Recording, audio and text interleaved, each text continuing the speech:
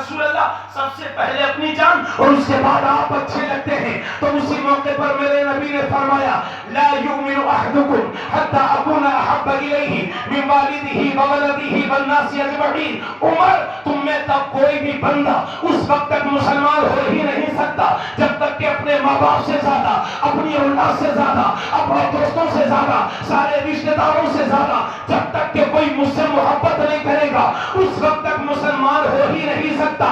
تب حضرت عمر نے جب یہ سنا تو عرض کرتے ہیں یا رسول اللہ اب تو مجھے اپنی جان سے بھی زیادہ اچھے آپ لگتے ہیں. تب میرے نبی فرماتے ہیں الآن یا عمر, اے عمر اب تیرا ایمان مکمل ہوا ہے, اب تیرا ایمان کمپلیٹ ہوا ہے. تو چائس والوں ایمان کا تقاضا یہ ہے کہ ماں باپ سے بڑھ کر کے نبی سے پیار کرو, اولاد سے زیادہ نبی سے پیار کرو, بھائی بہنوں سے زیادہ نبی سے پیار کرو, دوستوں سے زیادہ نبی سے پیار کرو, اور ایسا پیار کرو, ایسا پیار کرو کہ تمہاری زبان بھی یہی بولے, تمہارا دل بھی یہی بولے کہ کروں تیرے نام پہ جا فدا, نہ بس ایک جہاں تو جہاں فدا, تو جہاں سے بھی نہیں جی بھرا کروں کیا کروں جہاں.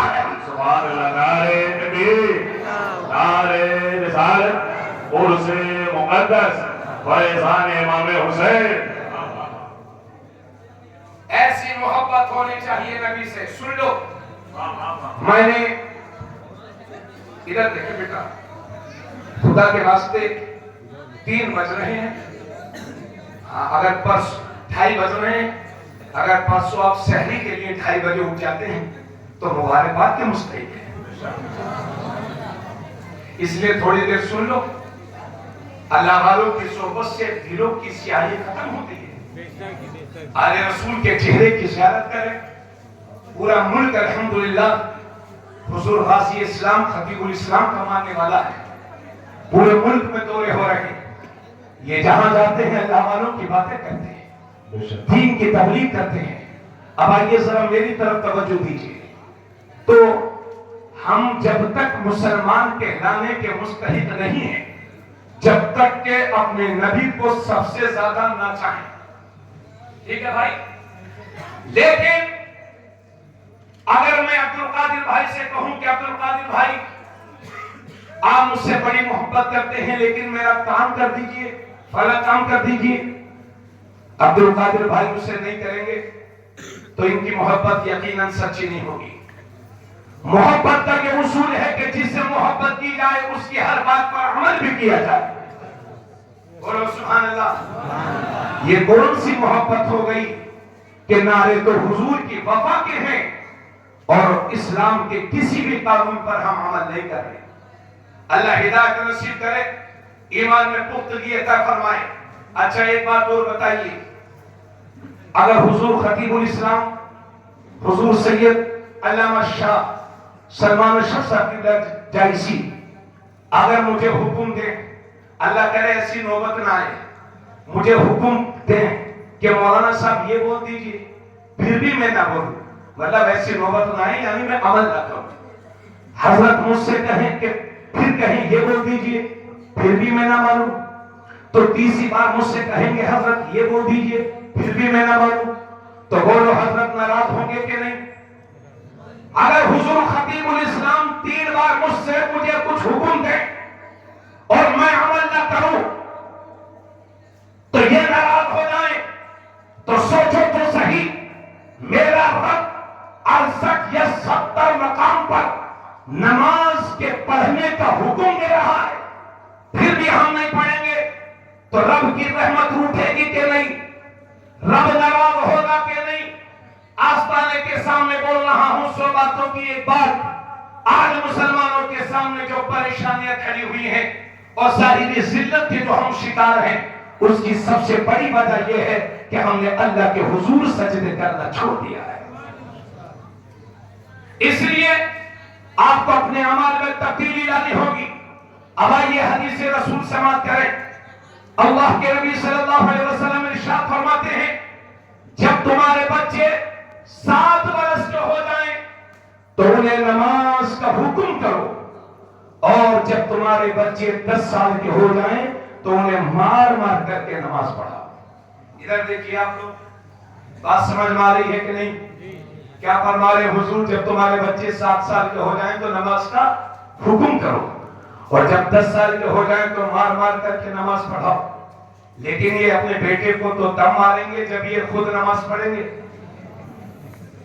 اور ایک بات اور کہہ رہا ہوں، اللہ جانے ہماری قوم کو کیا ہو گیا ہے، گھر میں جوان جوان بیٹیاں ہیں، پوتیاں ہیں، بہویں ہیں، مگر یہ ماڈرن بوڑھا آدمی آج کل، لوگ ہم بوڑھوں کو جوانوں کو دیکھ رہے ہیں کہ گھر میں چڈی پہن کے گھوم رہے ہیں۔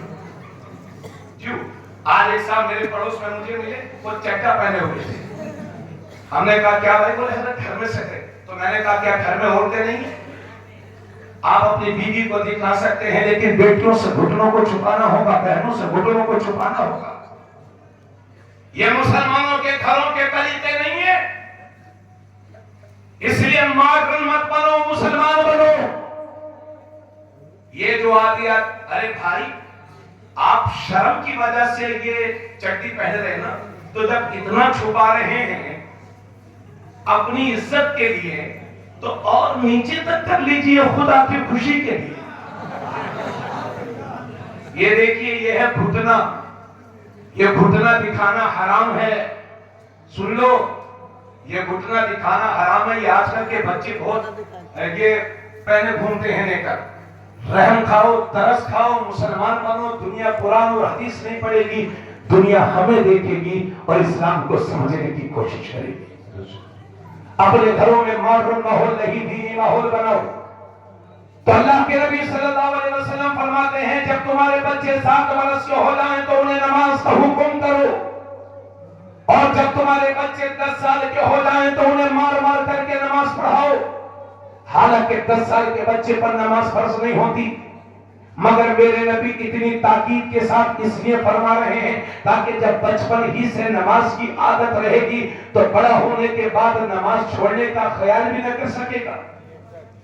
ادھر دیکھیے، اللہ کے نبی فرماتے ہیں جب تمہارے بچے 7 برس کے ہو جائیں تو انہیں نماز کا حکم کرو، اور جب 10 سال کے ہو جائیں تو مار مار کر کے نماز پڑھاؤ، اور جب تمہارے بچے 10 سال کے ہو جائیں تو ان کے سونے کے بستر الگ الگ کر دو۔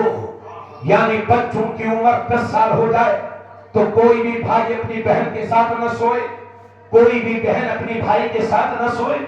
بچوں کی عمر 10 سال ہو جائے تو ان کے سونے کے بستر الگ الگ کر دو، ورنہ سوشل میڈیا کا دور ہے، ہم دیکھ رہے ہیں کہ بہن بھائیوں میں شادی ہو رہی ہے۔ اس لیے یہ ہم آج دیکھ رہے ہیں، میرے نبی 1400 سال پہلے دنیا کو بتا رہے ہیں کہ جب بچے 10 سال کے ہو جائیں سونے کے بستر الگ الگ کر دو۔ اللہ کے نبی صلی اللہ علیہ وسلم فرماتے ہیں جو صبح صبح بازار کی طرف جاتا ہے تو وہ شیطان کا جھنڈا لے کر کے جاتا ہے، اور جو